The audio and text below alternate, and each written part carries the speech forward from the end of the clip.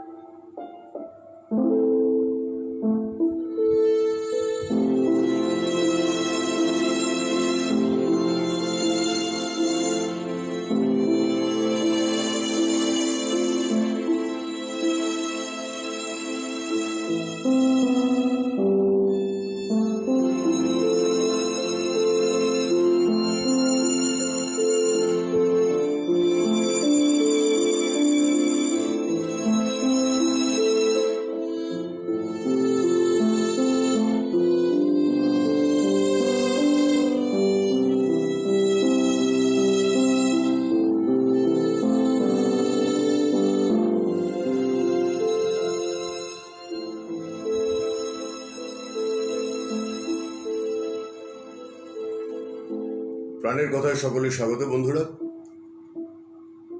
তো গতকাল একটা গঠনের ইতিহাস ঘটেছে এবং তার সাধ্যমতো ব্যাখ্যা আপনারা সারাদিন ধরেই দেখেছেন।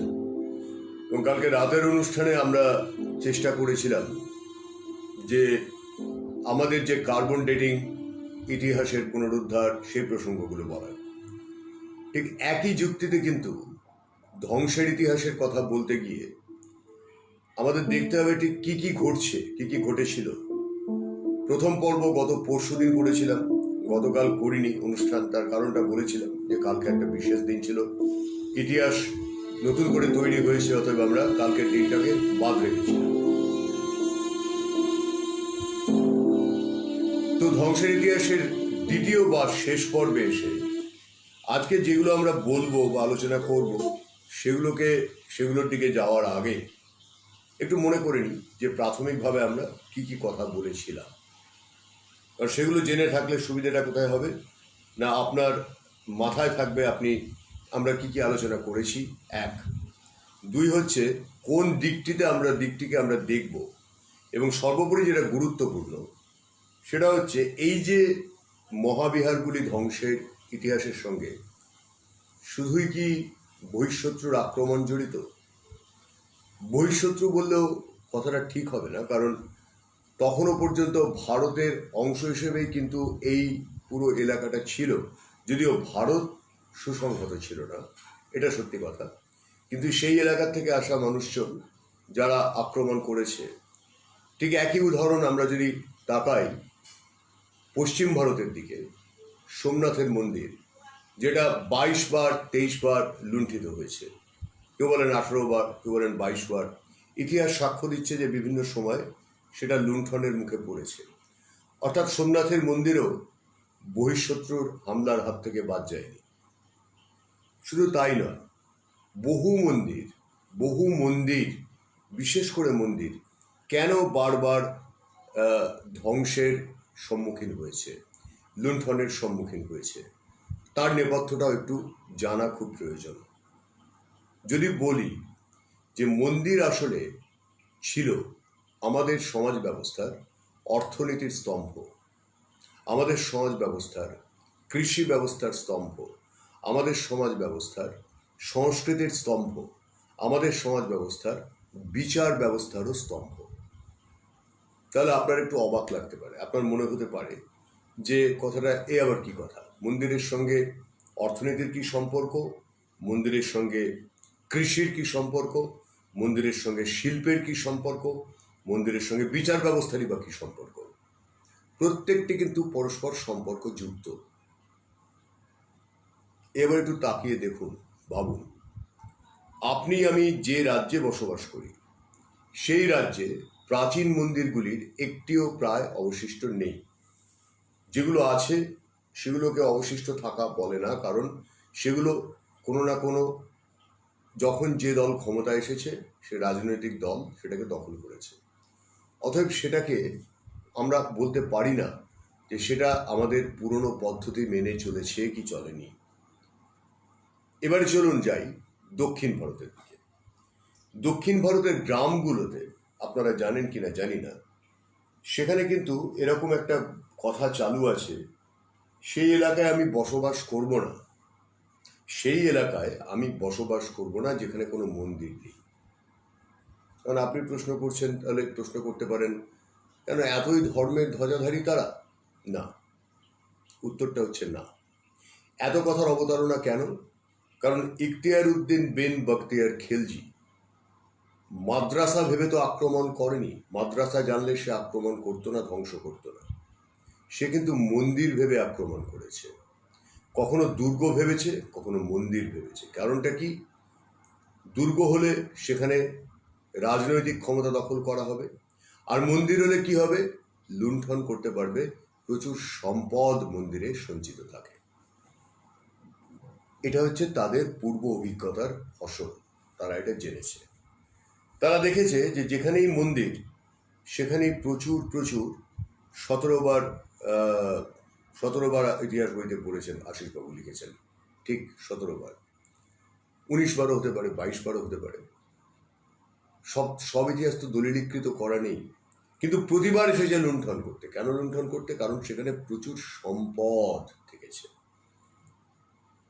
তাহলে ইখতিয়ার উদ্দিন বিন বখতিয়ার খিলজি যে হামলাটা চালালো, তার উদ্দেশ্যটা একটাই ছিল কি না, সম্পদ লুণ্ঠন করা অথবা রাজনৈতিক ক্ষমতা কায়েম করা।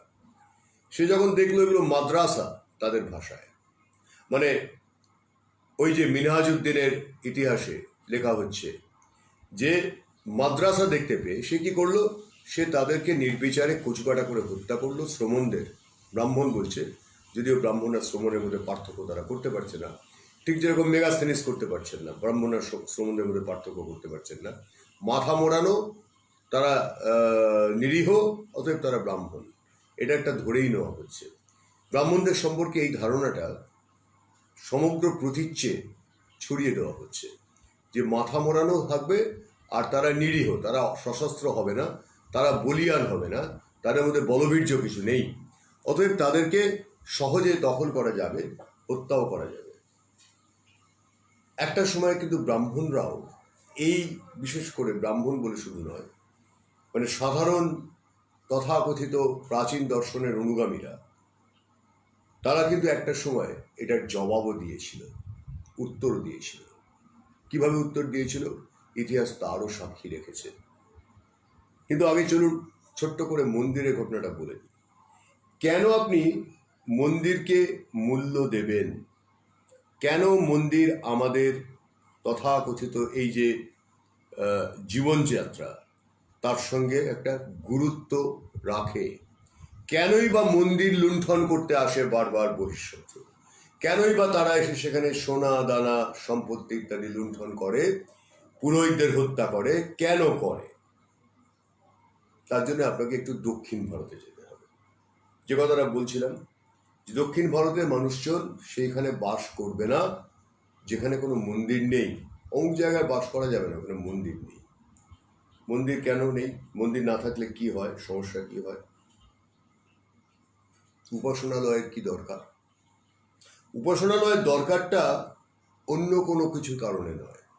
সমাজটাকে চালাতে গেলে একটা মন্দির ছাড়া, মন্দিরকে কেন্দ্র করেই পুরো সমাজটা গড়ে উঠত বলে সমাজে মন্দিরের প্রয়োজন হয়ে পড়ত।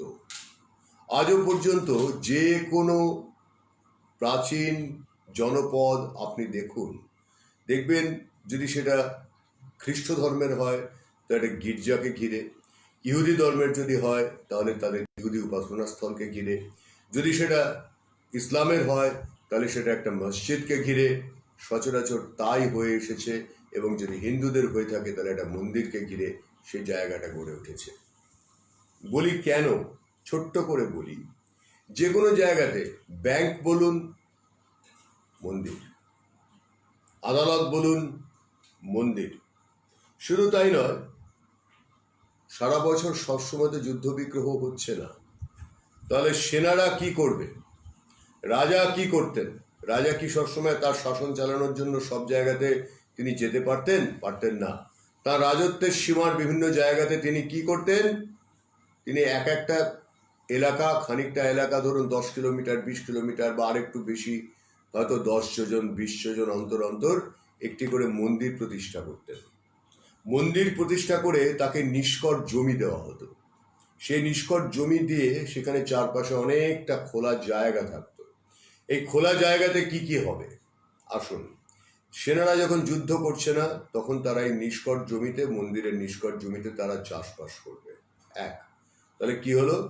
কৃষির একটা সংস্থান হলো। মন্দিরের জন্য কি হবে? দেবতার ভোগ হবে, সেবা হবে, ইত্যাদি ইত্যাদি হবে। তার জন্য একটা বাগান দরকার, যেখানে ফুল ইত্যাদি চাষ করা হবে। তাহলে খানিকটা কিছু লোকের কাজ, কর্মসংস্থান ওখানে হয়ে গেল, যারা মালির কাজ করবে। এরা কিন্তু সকলেই মানে অবসরে এই কাজগুলো করছে, যারা অন্য সময় সৈনিকের বৃত্তি অবলম্বন করছে। এবার বাকি লোকেরা কি করছে? দেবসেবার জন্য ভোগ রান্না, অমুক তমুক ইত্যাদির জন্য কিছু লোকের দরকার হলো, আবার কর্মসংস্থান। এবারে দেখুন, ওই মন্দিরকে ঘিরে চাষবাস, ফুল ফল, সবজি ইত্যাদি ইত্যাদির চাষ, তার জন্য এতগুলো লোকের কর্মসংস্থান বন্দোবস্ত হয়ে গেল, এতগুলো বৃত্তি তৈরি হলো। এবারে আসুন, দেবতার অলংকার দরকার। মানুষ মানত করে দেবতাকে অলংকার দেবে, তাহলে স্বর্ণকারদেরও একটা বৃত্তির বন্দোবস্ত হলো। এবারে আসুন, কেউ হয়তো গান করে, কেউ নাচে, কেউ কিছু অন্য কিছু করে, কারো কোনো প্রতিভা আছে, কেউ বাঁশি বাজায়, সে কি করবে? কোথায় গিয়ে সে পারফরমেন্সটা করবে? তখনকার দিনে তখন তো আপনার রবীন্দ্র সদন ছিল না, তাহলে কোথায় করবে? সেই এলাকার মানুষ, সে ওইখানেই করবে। কোনো বিশেষ অমুক দেবতার অমুক উপলক্ষে, তমুক উপলক্ষে ঝুলন হোক, রাখি হোক, হেনা হোক, তেনা হোক, কিছু না কিছু একটা উপলক্ষ লেগে আছে। বাঙালির 12 মাসে 13 পার্বণ, বাঙালির এটা শুধু নয়, গোটা ভারতবর্ষেরই তাই, গোটা পৃথিবীরই তাই। মানুষ পার্বণ পছন্দ করে। তা পার্বণ উপলক্ষে তাকে মন্দিরে সমবেত হতে হচ্ছে যখন, তখন একই সঙ্গে যে মন্দিরের যিনি পুরোহিত, তাকে রাজা নিয়োজন করছেন। পুরোহিতের ওপর এই আদেশও থাকছে যে স্থানীয় যে সমস্ত সমস্যা হবে, সেগুলোর মীমাংসা কোথায় হবে? ওই মন্দিরে হবে। এবার ওখানে যারা পারফরমেন্স করছে বিভিন্ন উৎসবে, কখনো কখনো রাজাও আসছেন বা রাজার কোনো প্রতিভু আসছেন, আসার পরে সেটা দেখছেন, দেখে কাউকে পছন্দ হলে তাকে বলছেন যে তুমি রাজার দরবারে চলে এসো, তুমি শিল্পী হিসেবে সুনাম পাবে। এইভাবেই ভরতচন্দ্র কিন্তু সুযোগ পেয়েছিলেন। মহারাজা কৃষ্ণচন্দ্রের তিনি লাভ করেছিলেন, তিনি তার প্রসাদ লাভ করেছিলেন, তিনি তার রাজদরবারে গিয়ে হাজির হয়েছিলেন। ভারতচন্দ্র কাব্য পাঠ করেছিলেন এরকমই মন্দিরের একটি অনুষ্ঠানে। ঠিক এইরকমভাবেই মিয়া তানসেনকেও তুলে আনা হয়েছিল। মিয়া তানসেন তিনি গান গাইতেন কোথায় এসে? আকবরের নয়, সেলিম চিশতির যে মকবাড়া ছিল, সেই মকবাড়াতে এসে গান গাইতেন। সেখান থেকে মিয়া তানসেনকে তুলে আনা হলো। ঠিক এইভাবে শিল্প, আইন আদালত, কৃষ্টি, সংস্কৃতি, চাষবাস, এই সব কিছু দেখুন, এমনকি অর্থনীতি। এবার কারোর ধরুন অভাবে পড়লো কেউ, কারো বিয়ে থাওয়া আছে, কিছু আছে, বিয়েটা কোথায় হবে? মন্দিরে হবে। বিচারটা, একটা কোনো সামাজিক অপরাধ কেউ করেছে, বিচারটা কে করবে? মন্দিরের পুরোহিত এবং ট্রাস্টিরা করবেন। তাহলে মন্দির প্রয়োজন কি প্রয়োজন নেই? মন্দির প্রয়োজন। আর মন্দিরের সব থেকে গুরুত্ব তো আরেকটা কোথায়? মন্দিরকে ঘিরে কখনো কোনো দিন এরকম দেখবেন না যে মন্দিরের সঙ্গে পাশাপাশি একটা পুষ্করিণী নেই, একটা পুকুর নেই। অধিকাংশ মসজিদের ক্ষেত্রেও তাই, গির্জার ক্ষেত্রেও তাই। এবার এই পুকুর থেকে যে পুকুরটা যখন কাটা হচ্ছে, যে মাটিটা উঠছে, সেই মাটি দিয়েই তো মন্দিরটা তৈরি হচ্ছে, তাই দিয়ে ইট তৈরি হলো, তাই দিয়েই তো মন্দিরটা তৈরি হলো। পুষ্করিণীটার কী কাজে লাগছে? সেটা সর্বসাধারণের ব্যবহারের জন্য লাগছে, তারা পানীয় জল পাচ্ছে, তারা অন্যান্য কাজে লাগাতে পারছে। তাহলে মন্দির হচ্ছে প্রাচীনের অর্থনীতি। তাহলে কেনই বা সোমনাথের মন্দির, যেখানে এই বিপুল পরিমাণে আপনার রয়ে গেছে গহনা থেকে শুরু করে, সোনা থেকে শুরু করে, মানুষ দেবতার উদ্দেশ্যে নিবেদন করেছে, সেগুলো মন্দিরের অর্থনীতি হিসেবে মন্দিরের কাছে রয়েছে। এগুলো তো bank, that is a bank. মানুষ নিজের ঘরে রাখা নিরাপদ মনে করতো না, মন্দিরে রাখতো, দেবতার কাছে রাখতো। তাহলে সেই ব্যাংকের ভূমিকাটা পালন করছে কে? সেও মন্দির। তাহলে বাইরে থেকে যখন দস্যু হামলা করছে, সে সাধারণ মানুষের ঘরে গিয়ে হামলা করবে নাকি একটা মন্দিরে হামলা করবে? তাহলে কেন সোমনাথ মন্দির 17 বার লুণ্ঠন হবে না? এই জন্য লুণ্ঠন হবে। তাহলে অত বড় একটা মন্দিরকে ঘিরে এত বিরাট একটা অর্থনীতি চলছে, সেখানে ন্যাচারালি প্রচুর অর্থের সংস্থানও হচ্ছে। আজও আপনি দেখুন না, বড় মন্দিরগুলোর যে উপার্জন, এটা বিপুল পরিমাণ। তাদের ট্রাস্টি থাকে, বোর্ড থাকে, এই থাকে, তাই থাকে। মজাটা হচ্ছে যে এই যে ফরম্যাটটা, দুর্ভাগ্যের বিষয়, এই ফরম্যাটটাকে আমরা ব্যবহার করিনি, বা করলেও আমাদের এখানকার বিশেষ করে পূর্ব ভারতে সেরকম বড় মন্দির আমরা কিন্তু দেখতে পাচ্ছি না। ছিল না কি আর, প্রত্যেক জায়গাতে ছিল, সেগুলোকে ধ্বংস করে দেওয়া হয়েছে। তারপরে আমাদের কি হয়েছে, চারবাক তান্ত্রিকরা এসে উপস্থিত হয়েছে, এসে তারা আমাদের বুঝিয়েছে যে না, এসব পুজো অর্চনা এসবের দরকার নেই। ফলত আমরা আরো সরে এসেছি। মাঝখানে কি হয়েছে, মাঝখানে ব্রিটিশরা এসে তাদের ইংরেজি শিক্ষার প্রভাবটা প্রথম পড়েছে আমাদের ওপর। আমরা আরো সরে এসেছি। আমরা আমাদের যা কিছু নিজস্ব বিষয় ছিল, আমাদের নিজস্ব অর্থনীতি যেটা ছিল, সেটাকে ভেঙে তছনছ করে দিয়েছি। তাহলে চলুন ধ্বংসের ইতিহাসের বাকি জায়গাটায় চলে যাই। তাহলে মিনহাজ পর্যন্ত আপনাদের বলেছিলাম, ধর্মদাসের কথা বলেছিলাম। এইবারে ওটা যে উদণ্ডপুরী বিহার ধ্বংস করা হয়েছিল সে কথা বলেছিলাম। এবার চলুন একটু যাই 1608 খ্রিস্টাব্দ। এই বিষয়টাতে আমার যদিও ঘোর আপত্তি আছে, কিন্তু করার কিছু নেই। গোটা পৃথিবী গ্রহণ করে নিয়েছে যে ওই 1 সাল যিশুর জন্ম শুরু হলো, সেই যে খ্রিস্টাব্দের হিসেব, এই খ্রিস্টাব্দটাকেই গোটা পৃথিবীকে মেনে নিতে হয়েছে। অন্য কোনো অব্দ, যা আমাদের যে অব্দগুলো ছিল উড়ে গেল, সমস্ত অব্দ উড়ে গেল, সমস্ত হিসেব উড়ে গেল। তারা ওই বিবলিক্যাল ক্যালেন্ডার তৈরি করলো, সেই বিবলিক্যাল ক্যালেন্ডারটাকে মেনে নিতে হলো। তাই আমাদের ইতিহাসকে কিভাবে বলতে হবে, যে খ্রিস্টপূর্ব আর খ্রিস্ট পরবর্তী। খ্রিস্টপূর্ববর্তী মানে এডি আর বিসি, মানে বিফোর ক্রাইস্ট, আফটার ডেথ, মানে মানে মানে এডি আর বিসি, এই হিসেবে আমাদের ঢুকে থাকতে হবে।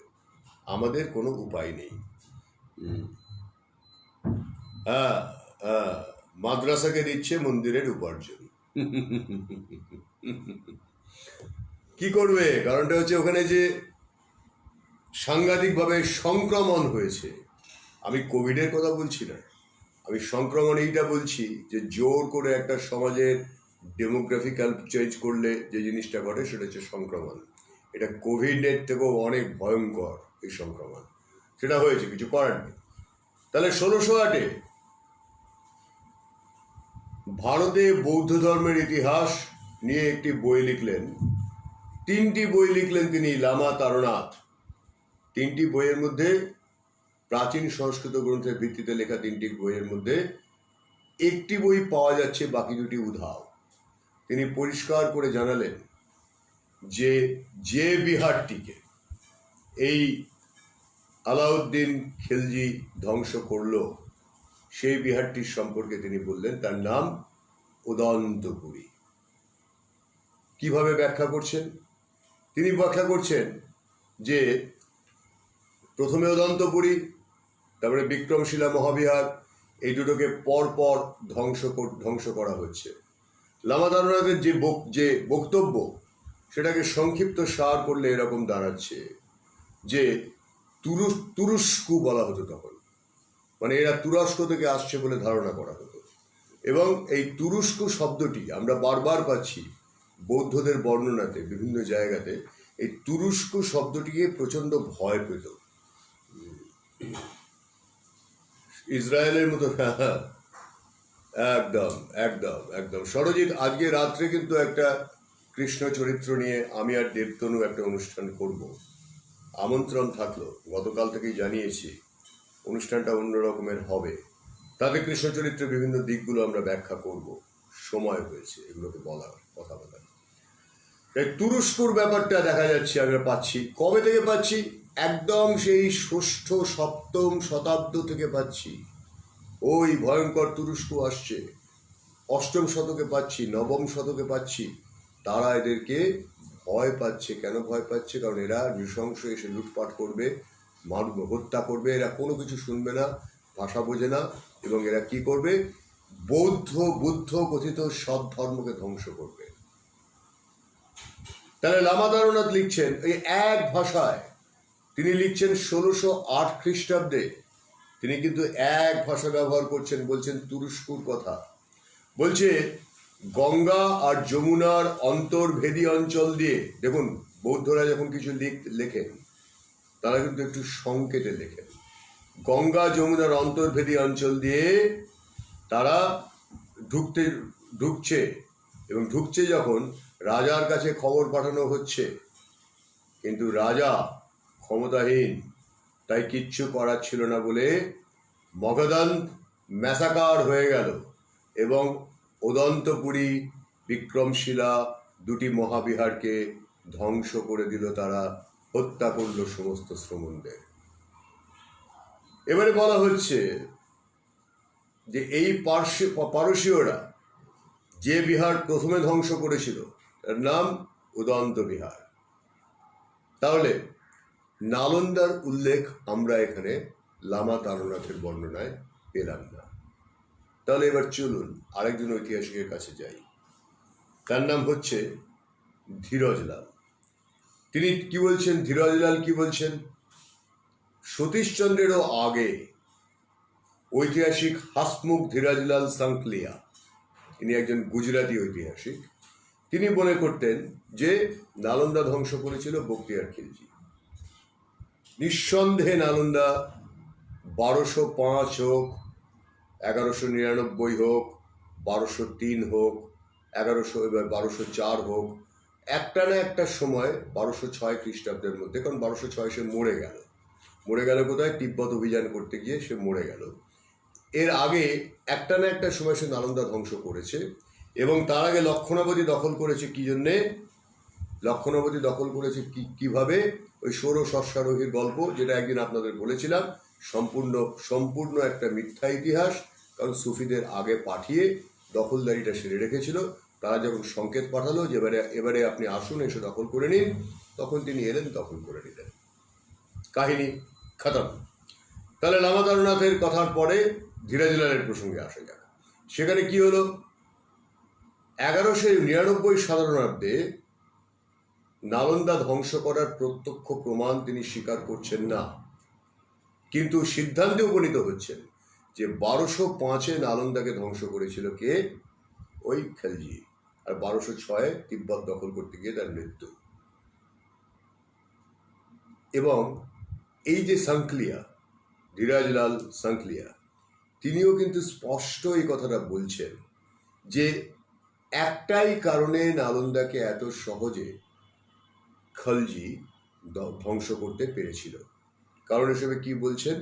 তিনি বলছেন শুধু নালন্দা একা নয়, তার পাশাপাশি অদন্তপুরী তো বটেই, রামপাল বিহার, এগুলো প্রত্যেকটাই ধ্বংস করেছে ওই একটাই লোক। এবং ধ্বংস করার কারণ হিসেবে বলছে প্রত্যেকটা ক্ষেত্রে লোকটি বুঝতে পারেনি যে এগুলো আসলে পাঠশালা, যেখানে পাঠ করা হয়। বিহার কথাটির অর্থ কলেজ, আমি আগেই বলেছি। তাহলে যেখানে পঠন হয়, সে বুঝতে পারেনি। সে দুর্গ মনে করে, মন্দির মনে করে আক্রমণ করেছে। কেন আক্রমণ করবে না? মন্দির মানেই তো টাকা পয়সা। দুর্গ মানে রাজনৈতিক ক্ষমতা, আর মন্দির মানে টাকা পয়সা। এবং নালন্দাকে কিছুদিন পর্যন্ত সে একটা কাজও করেছিল কি, সেখানে একটা সৈন্য সমাবেশ করে, সেখানে একটা স্কন্ধাবার তৈরি করে একটা সেনাদের আশ্রয় হিসেবে ব্যবহার করেছিল কিছুদিনের জন্য। নালন্দায় পঠন বন্ধ হয়েছিল, পরে আবার শুরু হয়েছে। তার ঐতিহাসিক সাক্ষ্য পাওয়া যায়, শুরু হয়েছিল কিন্তু তারপরে আবার বন্ধ হয়ে যায়। আসছে সে কথাটাতে। আরেকজন ঐতিহাসিকের কথা বলে দিই আপনাদের। এই ঐতিহাসিকের নাম হচ্ছে কালিকারঞ্জন কানুনগো। কালিকারঞ্জন কানুনগো লিখছেন যে 1199-তে যে বিহার ধ্বংস করলো ওই ইখতিয়ারউদ্দিন বিন বখতিয়ার খিলজি, তার নাম উদন্তপুরী বিহার। রমেশচন্দ্র মজুমদার তিনিও লিখছেন। এই রমেশচন্দ্র মজুমদার বাঙালির জীবন সন্ধ্যা, বাঙালির জীবন প্রবাদ যিনি লিখেছেন, এবং যাকে যথেষ্ট তিনি গ্রহণযোগ্য বলে যাকে গ্রহণ করা হয়, তো না, রাজপুত জীবন সন্ধ্যা, রাজপুত জীবন প্রবাদ লিখেছেন। তো এই যে এই রমেশচন্দ্র মজুমদার তিনি বলছেন একই কথা, উদন্তপুরী বিহারের প্রসঙ্গ তিনি বলছেন, এবং তিনি পরিষ্কার লিখছেন, একই বর্ণনা পাওয়া যাচ্ছে তার কাছেও, ধর্মদাসের বর্ণনা যেটা আমরা পেয়েছি, যে এদেরকে বক্তিয়ার ব্রাহ্মণ ভাবলো এবং প্রত্যেককে হত্যা করলো, একটার পর একটা হত্যা করলো। তাহলে কালিকারঞ্জন কানুনগো, রমেশচন্দ্র মজুমদার, সাংকলিয়া আর তারনাথ, তাদের প্রত্যেকের বক্তব্য একটাই, যে উদন্তপুরী, বিক্রমশীল মহাবিহার, নালন্দা, তিনটেই তারা আক্রমণ করে ধ্বংস করেছিল। হলো, কিন্তু একটা ব্যাপার আপনাকে বুঝতে হবে, নালন্দায় আগুনটা কে দিল? নালন্দায় কি ইখতিয়ার উদ্দিন বিন বখতিয়ার খিলজি আগুন দিয়েছিল, নাকি অন্য কোনো কিছু ছিল? নালন্দার যে বিশাল লাইব্রেরি, 9 তলা লাইব্রেরি, মাটির নিচে 3টে তলা, মাটির ওপরে 6টা তলা, 9 তলা লাইব্রেরি, যেটা পড়তে সময় লাগলো 7 থেকে 9 মাস, এই লাইব্রেরিটা কে পোড়ালো? নালন্দার লাইব্রেরি কতদিন পর্যন্ত অক্ষত ছিল, সেখান থেকে কতদিন পর্যন্ত পঠন পাঠন চলেছিল, এইখানটা জানতে গেলে আপনাকে একটু আসতে হবে মোটামুটি রাজাদের ভূমিকাতে, মানে তৎকালীন রাজারা কতটা ভূমিকা নিলেন সেটা জানতে হবে। সেইটা আগে না বুঝলে আপনি পুরো বিষয়টা স্পষ্ট হবে না আপনার কাছে। প্রথমে চলুন ধর্মস্বামীর জীবন কথাতে যাই। মোটামুটি 1234 খ্রিস্টাব্দ নাগাদ দেখা যাচ্ছে, তাও বসন্তকাল মানে মধু ঋতু উল্লেখ করছেন তিনি তার রচনায়। মধু ঋতু বলতে কি বোঝায়? বসন্তকাল বোঝায়। ধর্মস্বামী তার জীবন কথায় লিখছেন, 1234 এর মধু ঋতুতে উত্তর বিহারে গঙ্গা নদী পার হয়ে দক্ষিণ বিহারে তিনি পৌঁছলেন। দক্ষিণ বিহারে কি? উত্তর বিহারে গঙ্গা নদী রয়েছে, ঠিক মানচিত্র অনুযায়ী মিলে গেল। দক্ষিণ বিহারে কি রয়েছে? মগধ। সেখানে তিনি পৌঁছলেন। সেখানে কোথায় পৌঁছলেন? বোধগয়া মানে বুদ্ধ যেখানে নির্বাণ লাভ করেছিলেন। তাহলে বোধগয়া পৌঁছলেন 1234 জুলাই থেকে অক্টোবর, মানে তার বর্ণনা থেকে যে ঋতুর সময়টা পাওয়া যাচ্ছে তাতে আমরা হিসেব করতে পারছি যে মোটামুটি জুলাই থেকে অক্টোবর কি বড়জোর নভেম্বর পর্যন্ত ওই লোকটি কি করলেন, ধর্মস্বামী কি করলেন? তিনি থাকলেন ওই বোধগয়াতে বা মগধেই। 1234 শীতকালে, বলছেন হিম ঋতুর কথা, তাহলে শীতকাল, তাহলে হিম ঋতু হলে অক্টোবরের পর থেকে ধরতে হবে, আমি নভেম্বর থেকে ধরছি। সেই সময় তিনি কোথায় গেলেন? মগধের বিভিন্ন হিন্দু আর বৌদ্ধ তীর্থ দর্শন করলেন, করে নতুন বছর পড়ল 1235। তার শুরুর দিকে তিনি পৌঁছলেন কোথায়? রাজগহ মানে আজকে রাজগৃহ। তারপরে আবার, তার মানে 1 বছর পেরিয়ে গেল, আবার মধু ঋতু এলো, মানে এপ্রিল মাস বা মার্চ মাস। তিনি সেখান থেকে গেলেন কোথায়? নালন্দায়। মাথায় রাখুন, 1206 বা 5 বা 1199-তে ইখতিয়ার উদ্দিন বিন বখতিয়ার খিলজি নালন্দা ধ্বংস করে চলে গেছে, মরেও গেছে। কিন্তু 1234 এই লোকটি নালন্দায় যাচ্ছে। এখানে 1236 সাধারণাব্দের, মানে 1236 সালের মার্চ মাস পর্যন্ত, মানে 1 বছর এপ্রিল মাসে বা মার্চ মাসে সে গেল, তার পরের বছর মধু ঋতু পর্যন্ত, এক মধু ঋতু থেকে আরেক মধু ঋতু পর্যন্ত সেখানে শিক্ষা গ্রহণ করলো লোকটি। তারপরে তখনও নালন্দায় পঠন পাঠন হচ্ছে। শিক্ষা গ্রহণ করে সে কি করলো? সেই লোকটি ওখান থেকে ফিরে গেল, গঙ্গা পার হয়ে ফিরল কোথায়? মিথিলায়। 2 বছর মগধে লোকটি থাকলো, তার মধ্যে 1 বছর পুরো সে নালন্দাতে শিক্ষা গ্রহণ করল। তাহলে আপনাকে বুঝতে হবে যে ইখতিয়ার উদ্দিন বিন বখতিয়ার খিলজি নালন্দার মতো মস্ত বড় মহাবিহারটাকে পুরোটাকে ভেঙে বন্ধ করে দিতে পারেনি। যদি তা পারত, তাহলে 1235 এসে এই ধর্মস্বামী তার জীবন কথায় যে বর্ণনা করছেন সেখানে তিনি কিছুতেই কোনোভাবেই শিক্ষা গ্রহণ করতে পারতেন না। নাও কামস দ্য কোয়েশ্চেন, একটা প্রশ্ন এবারে উঠে, আমিরাতে আচ্ছা আমিরাত মানে আরব আমিরাত, আর কে বিশ্বাস আরব আমিরাতের কথা বলছেন, হতে পারে। তো এবার কি হলো, ওই যে সময়টা জুড়ে নালন্দার রক্ষণাবেক্ষণ দেখভাল, ইখতিয়ার উদ্দিন বিন বখতিয়ার খিলজি এতজন শ্রমণকে হত্যা করে চলে যাওয়ার পরে দেখভালটা কে করছে সেটা জানতে হবে না? জানতে হবে। এবার আমরা দেখতে পাচ্ছি যে কয়েকজন রাজা, ছোটখাটো রাজা, তারা একটা ভূমিকা নিচ্ছেন। তার আগে শুনি ধর্মস্বামীর বর্ণনাতে কি কি নালন্দার সম্পর্কে বলা হচ্ছে। সেটা হচ্ছে ধর্মস্বামী যখন নালন্দায় পৌঁছলেন তখন কি দেখতে পেলেন? তিনি দেখতে পেলেন নালন্দায় মোট আগে আমরা হিসেব পেয়েছি 14টি চৈত্য। চৈত্য মানে এক একটা বিহারের এক একটা আলাদা আলাদা অংশ, যেগুলো চৈত্য বলা হয়, যেখানে পঠন পঠন করা হয়। মানে ধরুন ইউনিভার্সিটির বিভিন্ন ব্রাঞ্চ, একটা বিশ্ববিদ্যালয়ের বিভিন্ন ব্রাঞ্চ থাকে তো, বিভিন্ন শাখা থাকে তো, 14টি চৈত্য ছিল। 14টি চৈত্যের মধ্যে তিনি পাচ্ছেন 7টি চৈত্যকে, মানে বাকি 7টি চৈত্য কোথায় গেল? নেই। প্রত্নতাত্ত্বিক উৎখননে আমরা কিন্তু দেখতে পেয়েছি মাত্র 5টি চৈত্যের সন্ধান পেয়েছি।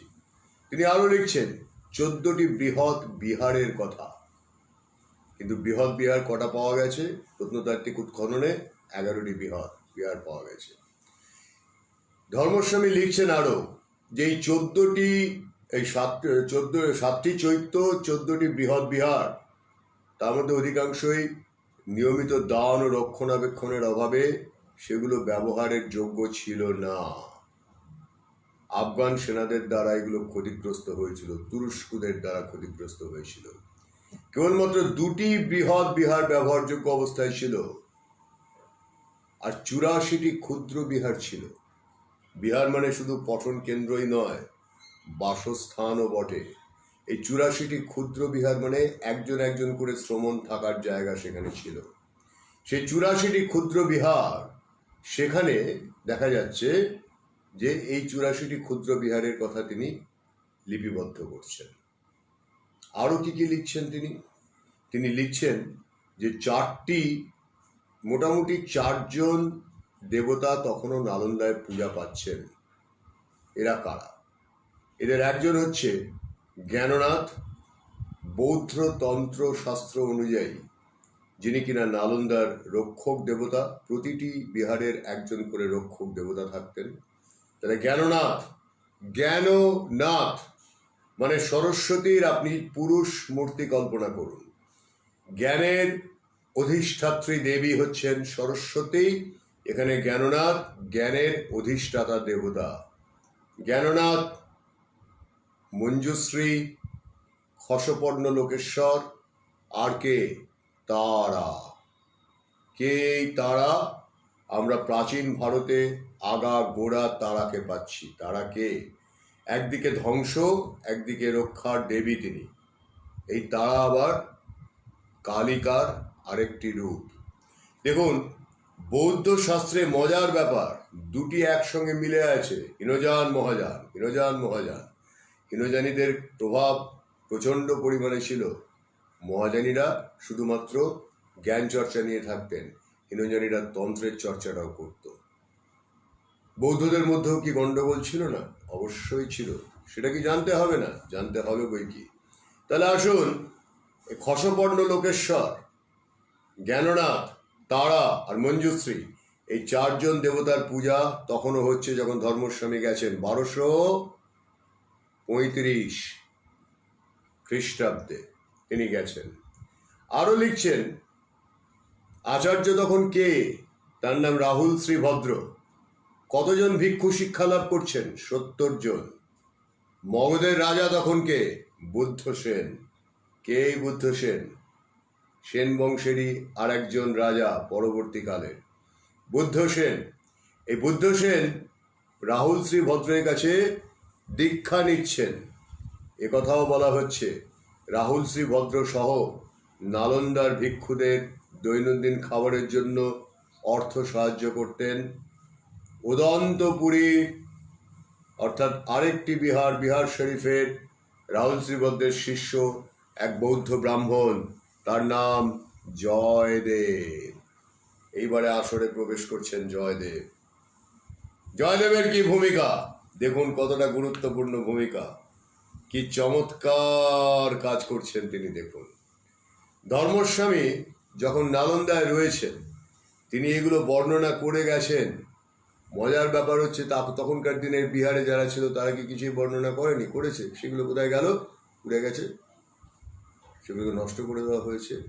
তাই আমাদের কোথা থেকে নিয়ে আসতে হচ্ছে? সুদূর তিব্বত থেকে। কে আনলেন এগুলো? রাহুল সংকীর্তায়ন। কবে নিয়ে এলেন এগুলো? 1936 সালে। কোথায় রাখলেন এগুলো? পাটনাতে। কিন্তু সেগুলো আমরা উল্টে দেখলাম কি? দেখলাম না। তাহলে আবার বাকিটা শুনে নিন। এই জয়দেব, তার ভূমিকাটা কি সেটাও জেনে রাখুন। বলা হচ্ছে একবার আফগান সেনারা জয়দেব এবং তার এক আত্মীয়কে অদন্তপুরীতে বন্দি করেছিল। কেন বন্দি করেছিল? দেখুন, মহারাজ তখন যে রাজা বুদ্ধ সেন যিনি সাহায্য করছেন, তিনি কি সাহায্য করেছিলেন আগে সেটা শুনুন, তাহলে একটু অবাক হয়ে আপনি ভাববেন যে তাই এইরকম। বুদ্ধ সেনের ক্ষমতা এতটাই সীমিত, তিনি তার গুরু রাহুল শ্রী ভদ্রকে কি দিচ্ছেন? একটি মশারি আর মশা তাড়ানোর ধূপ জ্বালানোর জন্য একটি ছোট্ট রত্নখচিত ধূপদান। রাজা তার গুরুকে গুরু দক্ষিণা দিচ্ছেন কি? মশা তাড়ানোর জন্য একটা ধূপদান, রত্নখচিত আর একটি মশারি। তাহলে রাজার অবস্থাটা কল্পনা করুন। তাহলে বিহার চালাবে কারা? কাকে সাহায্য করতে হবে? না, অন্য বিহার থেকে এই যে বৌদ্ধ ব্রাহ্মণ জয়দেব, তিনি একটা অবস্থাপন্ন, তিনি সহায়তা করছেন বলে নালন্দাতে 70 জন ভিক্ষু নিয়ে বিহারটি চলছে কোনো রকমে। রাজার পৃষ্ঠপোষকতা পাওয়া যাচ্ছে না। তাহলে এবার কি দাঁড়ালো গল্পটা? চলুন ব্যাপারটাতে যাই।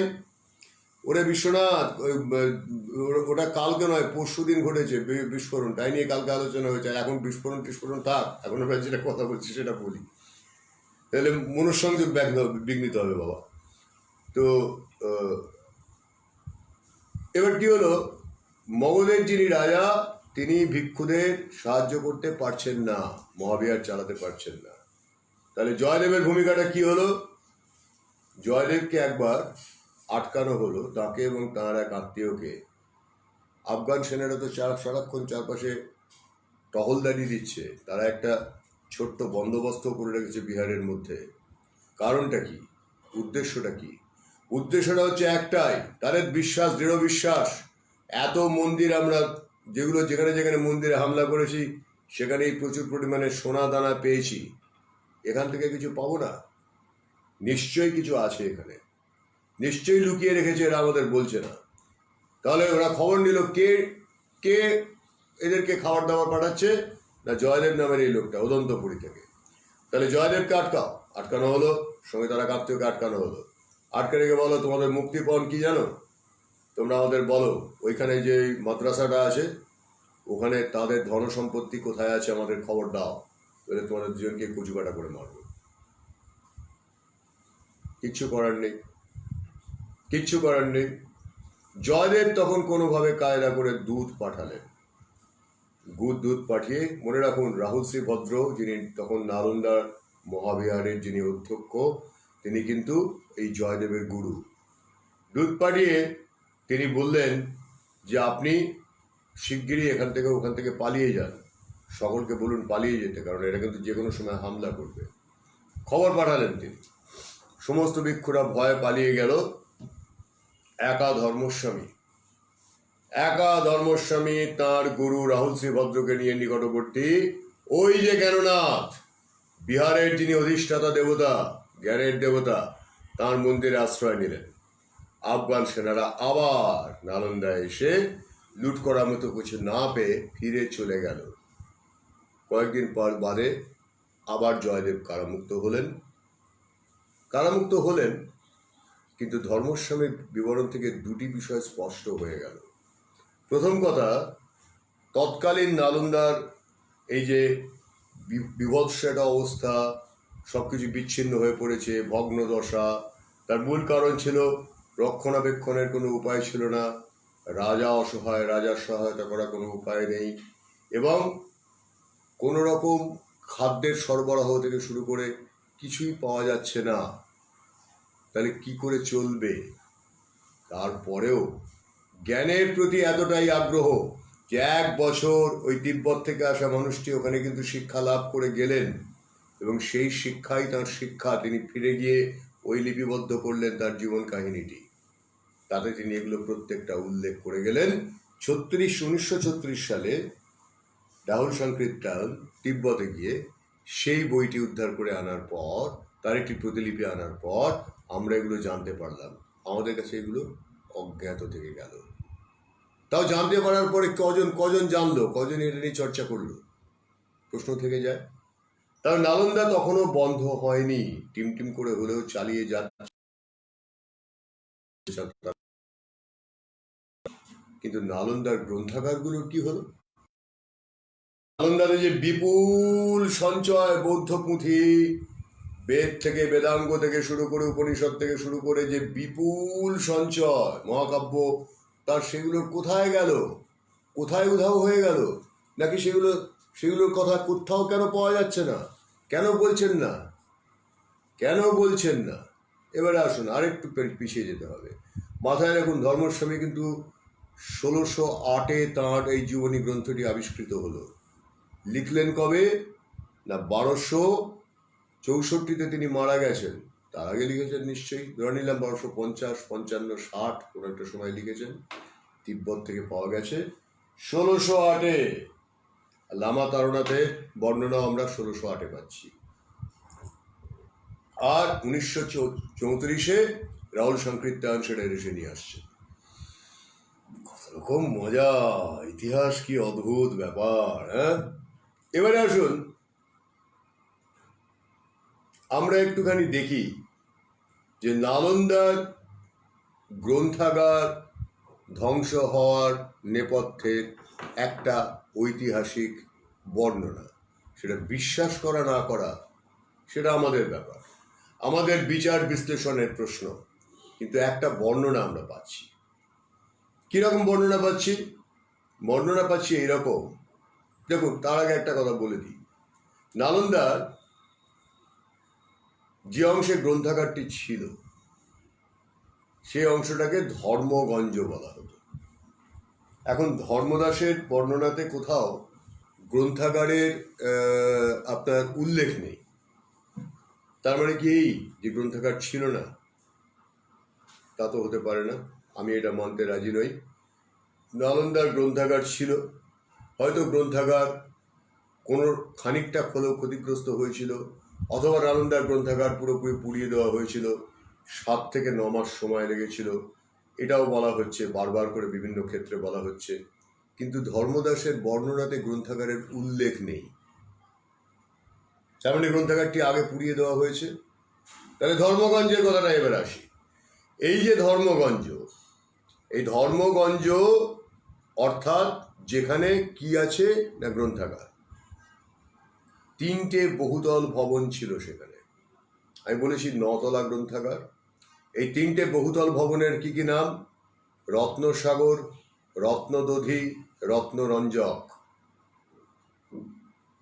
আবার বলি, আবার দেখুন, এই গ্রন্থাগার কারা নষ্ট করলো? না, তুরস্কু।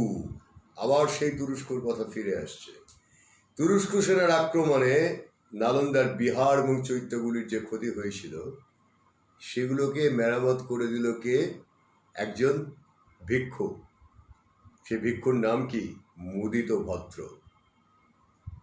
তারপরে মগধের রাজার মন্ত্রী কুক্কুর সিদ্ধ নামের এক মন্ত্রী নালন্দায় একটি মন্দির নির্মাণ করলেন। ইতিহাসের এইখানটায় এসে একটু খটকা লেগে যায়। কেন খটকা লেগে যায় পুরোটা শুনলে বুঝতে পারবেন। এই কুক্কুর সিদ্ধ নালন্দায় একটি মন্দির নির্মাণ করলেন। মন্দির নির্মাণ করার পর থেকে ইতিহাস আবার একটা বঙ্কিম গতি নিল।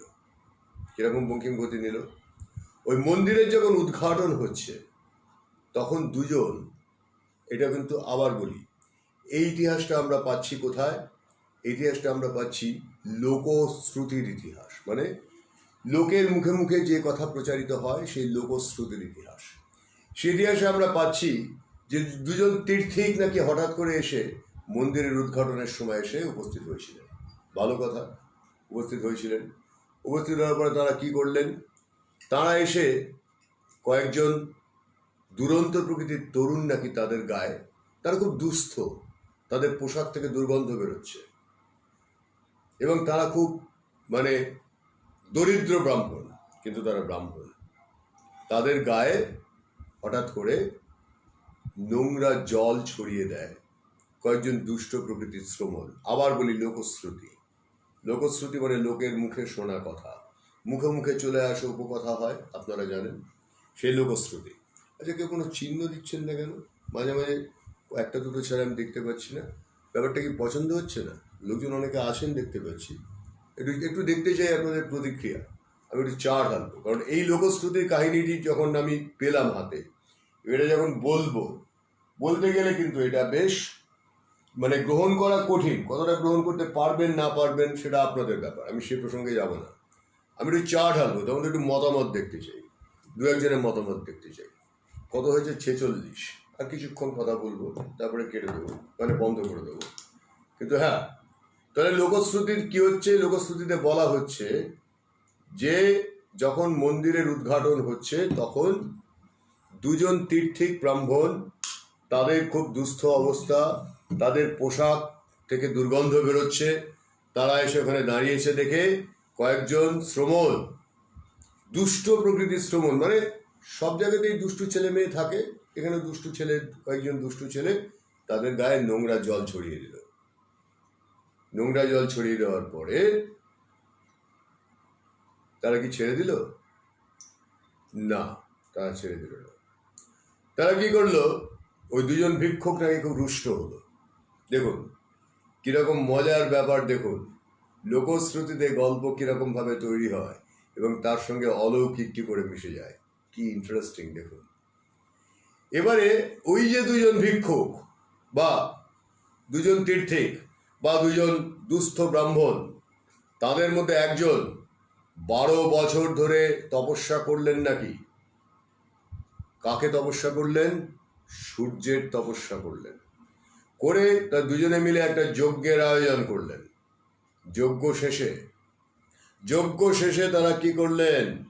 জ্বলন্ত সমিধ মানে কি? সমিধ মানে যজ্ঞের জন্য ব্যবহার উপযোগী যে কাঠ, সেই জ্বলন্ত সমিধ তারা বিভিন্ন দিকে ছুঁড়ে ছুঁড়ে দিতে শুরু করলেন। সব কটা বিহারে আগুন লেগে গেল। ধর্মগঞ্জের গ্রন্থাগারের 3টি ভবনে আগুন লাগলো। রত্নদধি ভবনটি ছিল একাই 9 তলা। এই 9ম তলে, মানে সব থেকে উপরের তলাতে কি ছিল? মহাযান শাখার পবিত্র ধর্মগ্রন্থ। কি নাম তার? প্রজ্ঞা পারমিতা সূত্র। বজ্রযান শাখার পবিত্র ধর্মগ্রন্থ কি? গুচ্ছ সমাজতন্ত্রের পুঁথিগুলি ওখানে রাখা ছিল। এই সময় আবার দেখুন অলৌকিক কাহিনী কিরকম ভাবে পল্লবিত হয়। রত্নদধির 9ম তলের এই পবিত্র পুঁথিগুলি থেকে অলৌকিকভাবে জলের ধারা নির্গত হয়ে বহু পুঁথিকে রক্ষা করলো। রাজার ভয় 2 ভিক্ষুক পালাবার চেষ্টা করলো, কিন্তু নিজেদের জ্বালানো আগুনে নিজেরাই তারা পুড়ে গেল। ভিক্ষুরা লিখছেন, সাক্ষ্য সিংহ পরম করুণাময় বুদ্ধ, তিনি ওদেরকে নিজেদের আগুনে নিজেদের পুড়িয়ে দিলেন। আপনি এটা মানতে রাজি আছেন গল্পটা? আমার আপত্তি আছে। আমার বক্তব্যটা হচ্ছে যে এই যে একটা উপকথা চালিয়ে দেওয়া হলো, যেটা লোকমুখে চলতে নানান রকম পল্লবিত হলো, কেউ খানিকটা অ্যাডিশন করলো, কেউ খানিকটা বাদ দিল, কেউ খানিকটা যোগ করলো, এই তো হয়। মানে ধরুন এখন যেটা করোনা নিয়ে হচ্ছে, কারো বাড়িতে কেউ হয়তো বারান্দায় দাঁড়িয়ে করে দুবার কেসেছে, অমনি আশপাশের লোকজন বলতে শুরু করে ওই বাড়িতে করোনা হয়েছে, করোনা হয়েছে, করোনা হয়েছে, এরকম হয়তো পাশের পাড়ায় ছড়িয়ে গেল যে একটা বাড়িতে একটা লোক বারান্দায় কাঁচতে কাঁচতে মরে গেছে, এতই করোনা ভয়ঙ্কর রোগ। এই হচ্ছে মানে লোকের মুখে ছড়িয়ে পড়া গল্পের পরিণতি। এবারে দেখুন, আমরা এটা তাহলে একটা উদাহরণ এটা পাওয়ার পরে একটু খতিয়ে দেখব যে সত্যিই কি দুজন ব্রাহ্মণ এরম রেগে গেছিল, তারা ছুঁড়ে ছুঁড়ে যজ্ঞের সমীর ছুঁড়ে, এতই সোজা, তাদের গায়ে কত জোর, 12 বছর ধরে তপস্যা করে দুটো তো লোক, আর তো লোক নেই, দুটো লোক যজ্ঞের সমীর এত দূরে দূরে ছুঁড়ে দিল যে অত বড় একটা বিহারের এতগুলো চৈত্য, এতগুলো তলা, 9 তলা উঁচু একটা লাইব্রেরি, 9 তলা মানে মাটির নিচে 3 তলা, মাটির উপর 6 তলা, মানে 6 তলা উঁচু একটা দাদা 9ম তলে এত দূরে সে যজ্ঞের কি কাঠ ছুড়লো মশাই যে আগুন লেগে গেল? কি করে এটা সম্ভব? এটা কি সম্ভব? এবার আরো কিছু ইতিহাস পাওয়া যাচ্ছে। দেখা যাচ্ছে যে স্থানীয় কিছু সূর্য উপাসক ব্রাহ্মণ ছিল, তাদের সঙ্গে এই বৌদ্ধদের একটা বিরোধ বাঁধার খবর পাওয়া যাচ্ছে, এবং তার যে ইঙ্গিতটা সেটাকে সম্পূর্ণ অস্বীকার করা যাচ্ছে না। কারণ ওখান থেকে কাছাকাছি একটা জায়গা আছে, তার নাম শাহপুর নাম নিশ্চয়ই ছিল না, অন্য কিছু ছিল, শাহপুর নাম দেওয়া হয়েছিল সেটাকে। সেই শাহপুরে সেনাপতি সালপক্ষ তার নাম, 672 থেকে 673 সাধারণ মানে 672 থেকে 673 সালে 1 বছর, সেই সময়টাতে মগধের শাসক ছিলেন আদিত্য সেন, তার নামে একটি শিলালেখ ওখানে স্থাপন করেছিলেন এই সেনাপতি শালপক্ষ। তিনি সেই যে শিলালিপিটা স্থাপন করেছিলেন তাতে দেখা যাচ্ছে সূর্যমূর্তি আর মহাবিহারের অবশেষের খুব কাছে অবস্থিত সূর্য পোখর পুষ্করিণী বরগাঁও গ্রামের সূর্য মন্দিরে একটা সূর্য মূর্তিও পাওয়া যাচ্ছে। নিঃসন্দেহে এটা সত্য যে মোটামুটি 7th সেঞ্চুরি সেখান থেকে নালন্দার কাছাকাছি অঞ্চলে সূর্য উপাসকদের একটা গ্রাম, অস্তিত্ব, শিলালেখ, সূর্যমূর্তি সবই পাওয়া যাচ্ছে। তাদের সঙ্গে যে বৌদ্ধদের ঝামেলা ছিল সেটা কিন্তু কোথাও কোনো গ্রন্থে আমরা পাচ্ছি না, শুধুমাত্র এই গল্পটা পাচ্ছি যে দুজন ব্রাহ্মণ এলো, তারা সমীর ছুঁড়ে ছুঁড়ে আগুন লাগিয়ে দিল, আগুন লেগে গেল, গল্পটা পাচ্ছি, কিন্তু এটা কোথাও পাচ্ছি না যে বৌদ্ধদের সঙ্গে এই ব্রাহ্মণদের ঝামেলা ছিল বলে। কারণ বৌদ্ধরা তো পড়াশোনা করে, আর এরা কি করে, ব্রাহ্মণরা কি করছে, তারা আশপাশ অঞ্চলে মানুষজনকে দীক্ষা দিচ্ছে, মন্দির রয়েছে, সূর্য মন্দিরটা পাচ্ছি, সূর্য মন্দির এখনো পর্যন্ত তার উদাহরণ পাওয়া যাচ্ছে, শিলালিপিটাও পাওয়া যাচ্ছে, কিন্তু এই বিরোধের কাহিনীটা সমর্থন কোথাও পাচ্ছি না। যদিও ঐতিহাসিকরা একটা পরিষ্কার উল্লেখ করে বলছেন যে একটা কিছু গন্ডগোল হয়ে থাকবে, তার ফলেই এটা ঘটেছিল। তাহলে আবার একটু ফিরে যাওয়া যাক ধ্যানভদ্রের কথাতে। ধ্যানভদ্র কি বলছেন? ধ্যানভদ্র একজন ভারতীয় বৌদ্ধ সন্ন্যাসী। 1328 সালে তিনি দেখা করলেন কার সঙ্গে? বেইজিংয়ে মঙ্গোলিয়ার রাজার সঙ্গে দেখা করলেন, এবং তাকে কি করলেন? ধর্মের উপদেশ দিলেন। ধর্মের উপদেশ দিয়ে কি বললেন? বললেন যে এই জায়গাতে পঠন পাঠনের কেন্দ্র আছে। উদাহরণ হিসেবে বললেন কার কথা? নালন্দার কথা। 1363 সালে এই ব্যক্তিটির, মাথায় রাখুন, 1328 সালে বেইজিংয়ে মঙ্গল রাজার সঙ্গে দেখা করলেন, 1363 সালের কোরিয়ায় তার মৃত্যু হলো। এই ধ্যানভদ্র কোরিয়ার মন্দিরে তার সমাধিস্তূপে 1378 সালে লেখা একটা শিলালিপি রয়েছে। সেখান থেকে আমরা কি জানতে পারছি? তিনি নালন্দায় শিক্ষা গ্রহণ করেছিলেন বিনয় ভদ্র নামের একজন অধ্যক্ষের কাছে। তার মানে কি দাঁড়ালো? গল্পটা কি দাঁড়ালো? খটকা লাগছে না? আমার খটকা লাগছে না, আমি বুঝতে পারছি। কারণ নালন্দার যে অস্তিত্বটা একেবারে বিলুপ্ত হয়ে যায়নি, তার উদাহরণ আমরা বিভিন্ন দিক থেকে পাচ্ছি। দেখা যাচ্ছে যে দ্বাদশ শতাব্দ, ত্রয়োদশ শতাব্দ, চতুর্দশ শতাব্দ, পঞ্চদশ শতাব্দ আমরা পাচ্ছি নালন্দাকে, এবং এটাও জানতে পারছি যে তার লাইব্রেরিটা পুড়িয়ে দেওয়া হয়েছে বটে, অনেকগুলো বিহার ব্যবহারযোগ্য নয় বটে, রাজার সহায়তা পাওয়া যাচ্ছে না বটে, কিন্তু তারপরেও দিক দিক দিক দিক করে আগুন কিন্তু জ্বলছে। অর্থাৎ জ্ঞানের দ্বীপ একবার জ্বালানো হলে তাকে নেভানো অত সহজ নয়, তাকে নেভানো হয়নি, সেটা জ্বলছে। এবারে আসুন মোটামুটি পঞ্চদশ মানে 1500 খ্রিস্টাব্দে যাই। আমরা যেটুকু জানতে পেরেছি, যেটুকু খবর পাওয়া যাচ্ছে, তাতে বোঝাই যাচ্ছে যে নালন্দাতে চতুর্দশ শতাব্দের পর পঠন পাঠনের আর কোনো তথ্য পাওয়া যাচ্ছে না। কিন্তু একটা বিষয় বোঝা যাচ্ছে যে এই যে ধরুন ত্রয়োদশ চতুর্দশ শতাব্দে যখন মহাযান শাখা, পূর্ব ভারতে বৌদ্ধ ধর্মের মহাযান শাখা ক্রমশ গৃহীদের কাছে তার গ্রহণযোগ্যতা হারাচ্ছে এবং নিয়মিত দান সংগ্রহ তারা করতে পারছেন না, ভিক্ষুরা ভিক্ষা পাচ্ছেন না, তখন আস্তে আস্তে আস্তে আস্তে দখল করে নিচ্ছে কি? দখল করে নিচ্ছে এই বাইরে থেকে আসা আগ্রাসনবাদীরা। তারা ক্রমশ যা কিছু সৎধর্ম ছিল, জ্ঞান চর্চা ছিল, সেগুলোকে বিলুপ্ত করছে। তখন ধীরে ধীরে ঘুরতে হচ্ছে কোন দিকে? ন্যায়ের দিকে। টোল খোলা হচ্ছে, চতুষ্পাঠী খোলা হচ্ছে। বিহারের যে শিক্ষা, সেই শিক্ষার দিকে মানুষের মনোযোগ আর থাকছে না, কারণ সেগুলোকে পরিকল্পনা করে ধ্বংস করা হয়েছে। তখন টোল চতুষ্পাঠীর দিকে মানুষ মনোযোগ দিচ্ছে। এইবারে আপনি আসুন নবদ্বীপে, আসুন ভট্টপাড়ায়, আসুন, সেখানে আমরা কি দেখতে পাচ্ছি? ভাটপাড়াতে আমরা দেখতে পাচ্ছি এক শ্রেণীর ব্রাহ্মণ, তারা টোল খুলে, চতুষ্পাঠী খুলে বিদ্যা দান করছেন। আর নবদ্বীপে চলুন, আমরা দেখতে পাচ্ছি সেখানে কি হচ্ছে। সেখানে একটি মানুষকে দেখতে পাচ্ছি যিনি উঠে আসছেন, সমাজের সকলকে আচণ্ডালে কোল পেতে দিয়ে তিনি বুঝতে পারেন মলামাটি নির্মূল করা দরকার।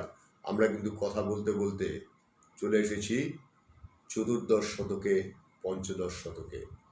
আপনাদেরকে ধ্যানভদ্রের যে কাহিনীটা বললাম, মঙ্গল রাজার সঙ্গে যিনি দেখা করলেন, সময়টা আর একবার মনে করিয়ে দেব যে সময়টা কখন ছিল।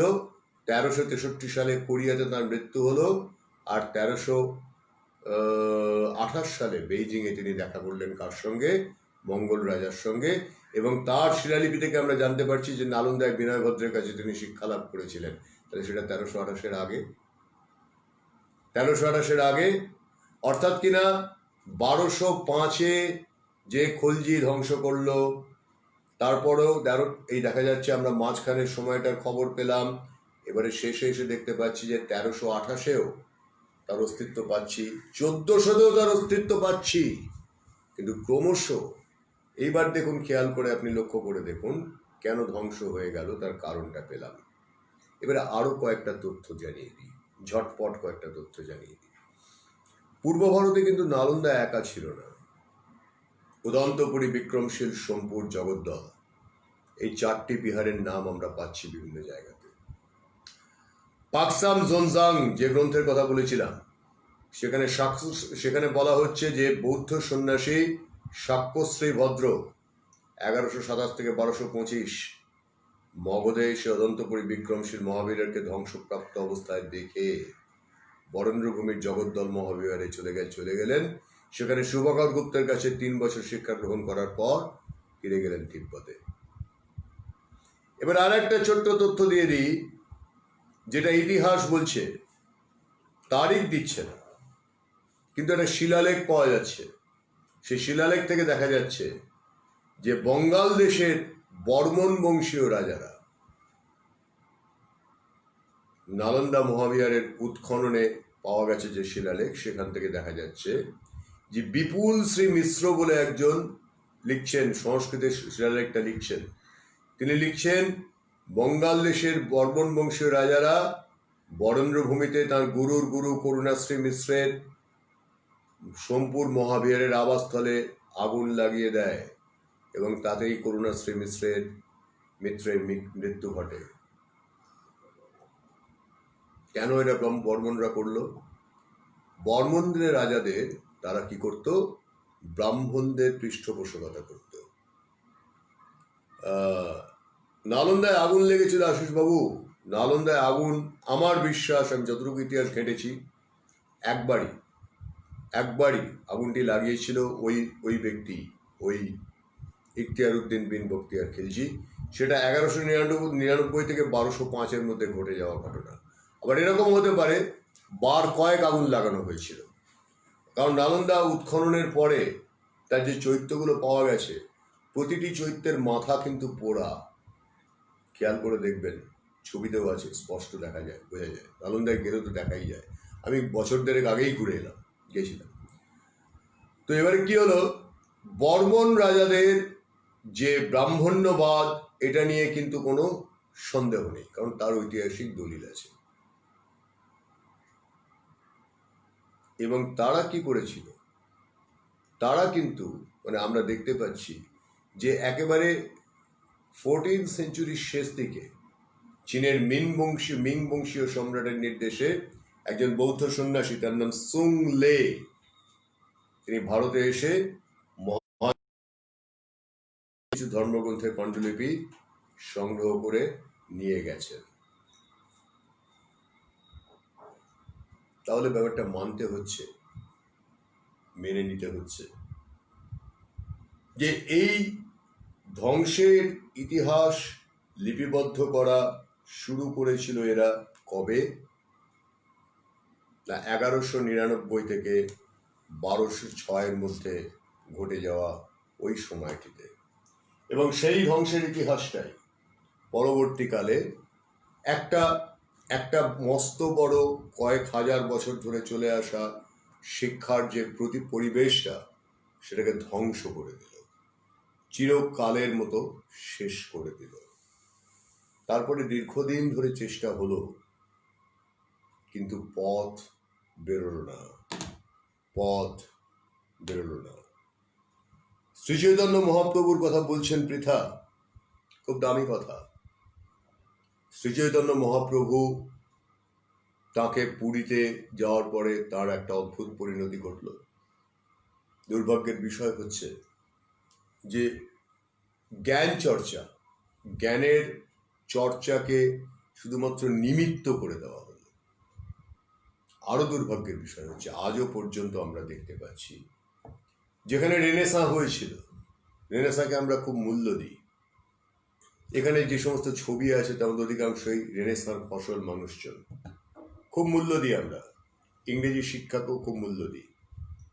কিন্তু এখন তো বুঝতে পারছি যে আসলে কি উদ্দেশ্যে সেই শিক্ষাটা দেওয়া হতো।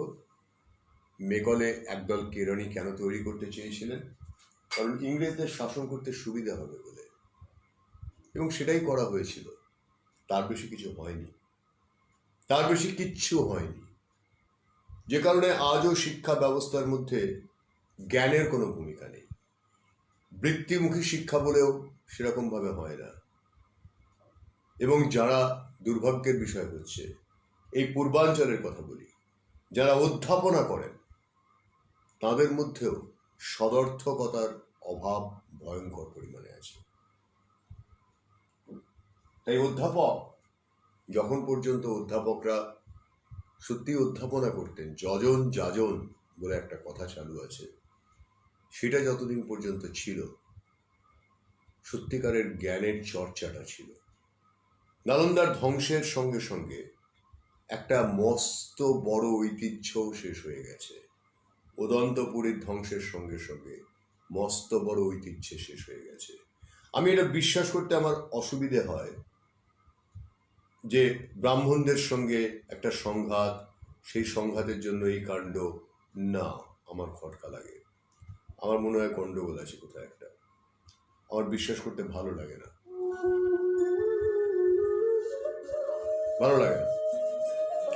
আজকে রাত্রে কৃষ্ণচরিত করব, সঙ্গে থাকবেন দেবতনু ভট্টাচার্য, আপনাদের আমন্ত্রণ থাকলো। সকলে ভালো থাকুন। আজকে খুব বৃষ্টির দিন, আর আগামীকাল 22শে শ্রাবণ।